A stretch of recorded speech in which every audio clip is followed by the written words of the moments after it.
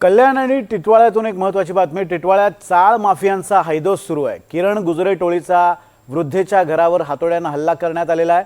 महिलांना बेदम मारहाण करत अल्पवयीन मुलीवर अत्याचाराचा प्रयत्न करण्यात आलाय। चाळ माफिया किरण गुजरे यानं मागितलेला हफ्ता देण्यास नकार दिल्यानं टोळीनं थेट घरात घुसून महिलांवर हल्ला केलाय। किरण गुजरे यांना आपल्या 10 ते 12 गुंडांच्या टोळीसह घरात जबरदस्ती प्रवेश केला आणि घरात उपस्थित असलेल्या महिलांना या गुंडांनी बेदम मारहाण केली आहे। कल्याण टिटवाळ्यातला हा सगळा प्रकार आहे आणि याच संदर्भात बोलण्यासाठी अमजद खान आपले प्रतिनिधी आपल्या सोबत आहेत। अमजद, किरण गुजरे टोळीनं हा सगळा तमाशा केलेला आहे, ही मारहाण केलेली आहे।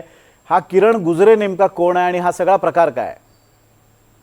विनोद सर, टिटवालामध्ये कायदा सुव्यवस्था आहे की नाही याचा प्रश्न निर्माण झाला आहे। कारण की टिटवालामध्ये एक सद्गुरू चाल आहे। या चालीत पावसाळ्याआधी काही जे नागरिक आहे घर दुरुस्तीचे काम त्यांनी हाती घेतला होता आणि या दुरुस्तीच्या कामासाठी किरण गुजरे हा चाळ माफिया या परिसरातला त्यांनी आधी यांना घरं विकली होती आणि तुम्हाला काम करायचे असेल तर आम्हाला पैसे द्यावा लागेल अशी मागणी केली होती। परंतु रमा कदम नावाची एक महिला आहे, तिने पैसे द्यायला नकार दिला। त्यानंतर किरण गुजरे आणि त्याच्या भावानी 10 ते 12 जे गुंड आहेत त्यांनी पाठवले। त्या लोकांनी येऊन या महिलांना मारहाण केली, त्या ठिकाणी घरांची तोडफोड केली, एका अल्पवयीन मुलीवर अत्याचाराचा प्रयत्न देखील झाला। या प्रकरणात टिटवाला पोलिसांनी 12 लोकांविरोधात गुन्हा दाखल केलाय। अद्याप कोणालाही अजून अटक झालेली नाही। मात्र या घटनेमुळे टिटवालात नागरिकांमध्ये संताप आहे आणि या प्रकरणात ठोस कारवाई करण्यात यावी।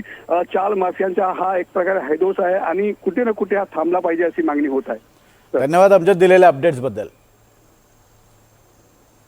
येथील चाळ माफिया किरण गुजरे आणि त्याचा भाऊ परेश गुजरे यांनी खंडणी मागितले घरकामाच्या वेळेस आमच्या, तेव्हा न दिल्यामुळे आमच्यावर त्यांनी 20-15 माणसं आणून हल्ला केला। आम्ही नसताना आमची मुली होत्या इकडे खेळत असताना त्यांनी व्हिडिओ शूटिंग करण्याचा प्रयत्न केला तर त्यांना त्या लोकांनी विटा, दगड आणि त्यांच्या पाठी हातोड्या घेऊन मागं लागले। त्यांना छातीवर धक्का देऊन त्यांना पाडवण्याचा प्रयत्न केलेला